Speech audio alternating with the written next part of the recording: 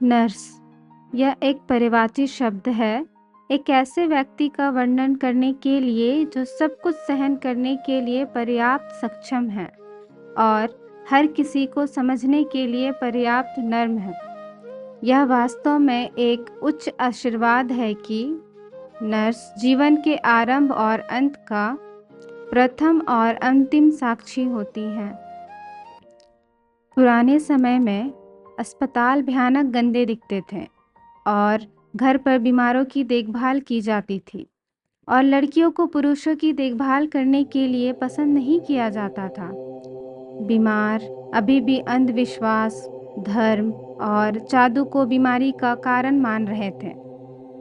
लोग वास्तव में देखभाल के लिए हॉस्पिटल की तुलना में तांत्रिकों पर बहुत अधिक विश्वास करते थे।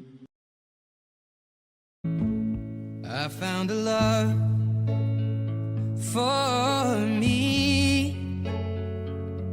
Well, darling, just die. इस अंधेरे दौर के दौरान 12 मई 1820 ईस्वी में एक छोटी लड़की का जन्म इटली के फ्लोरेंस नामक एक छोटे से शहर में हुआ। वह अच्छे अमीर अंग्रेजी माता पिता की बेटी थी।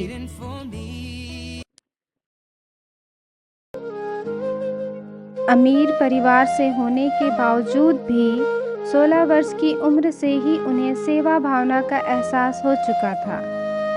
बचपन से ही इस लड़की में दुखी इंसानों और जानवरों की सेवा करने की प्रबल इच्छा थी। एक बार वह रास्ते से जा रही थी तो जोर जोर से पप्पी की चीखने की आवाज़ें आई। फ्लोरेंस ने देखा, वह जख्मी हालत में पड़ा हुआ था और पप्पी की टांगें टूटी हुई थी। बेजुबान पप्पी पर उन्हें अत्यंत दया आई और उन्होंने टूटी हुई टांगों पर पट्टी कर दी। फिर पप्पी चलने फिरने लग गया।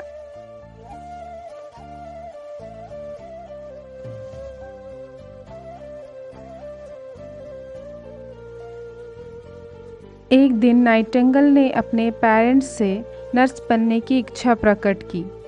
माता पिता ने इसका विरोध किया क्योंकि वो अमीर परिवार से आते थे, लेकिन वह सब कुछ त्याग कर नर्स बनने जर्मनी चली गईं।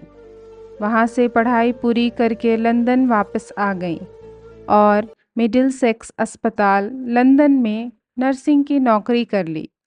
वह अत्यधिक प्रभावशाली प्रदर्शन करने वाली नर्स थीं। सन 1854 ईस्वी में इंग्लैंड, फ्रांस और टर्की का युद्ध रूस से हो रहा था, जिसमें बड़े पैमाने पर हताहत हुए सैनिकों को चोट लगती है।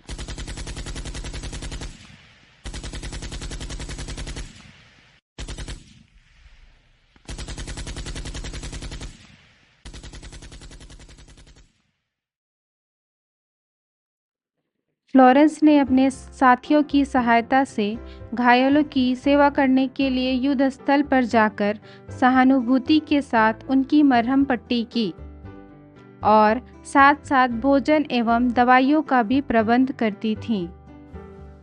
फिर रोज जब रात को सब सो जाया करते थे तो वे लैंप लेकर घायलों की सेवा किया करती थीं, जिससे घायलों का आधा दुख दर्द दूर हो जाया करता था। इसी कारण उन्हें the lady with the lamp के नाम से भी जानी जाने लगी।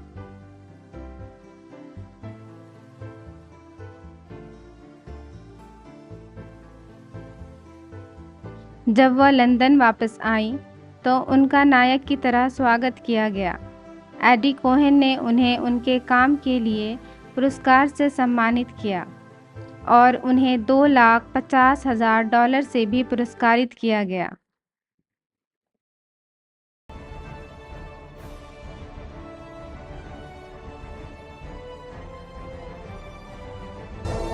(1860) ईस्वी में उन्होंने इनाम की राशि का सदुपयोग करने का फैसला किया और सेंट थॉमस हॉस्पिटल की स्थापना की और उसके अंतर्गत नाइटिंगेल नर्सिंग ट्रेनिंग की शुरुआत की और यह विश्व का पहला नर्सिंग ट्रेनिंग स्कूल था।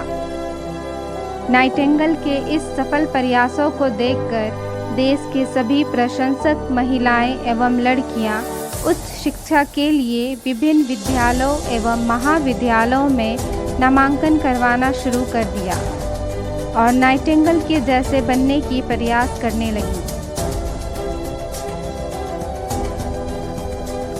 फ्लोरेंस नाइटिंगेल को कई विभिन्न सम्मानीय पुरस्कारों से सम्मानित किया गया। फ्लोरेंस ने अपना जीवन निस्वार्थ भाव से सेवा करते हुए व्यतीत की। वह यह प्रथम महिला थी जिन्होंने नर्सिंग को भारत में लाया और आगे बढ़ाया। इनके जन्म दिवस पर 12 मई को पूरे विश्व में अंतर्राष्ट्रीय नर्स दिवस के रूप में मनाया जाता है। भारत में नर्सिंग क्षेत्र में उत्तम कार्य करने वालों को राष्ट्रीय फ्लोरेंस नाइटिंगेल पुरस्कार से सम्मानित किया जाता है। तन मन से सेवा करते हुए वे खुद गंभीर बीमारी से ग्रसित हो गई और उन्होंने 13 अगस्त 1910 ईस्वी में अपनी आखिरी सांसें ली।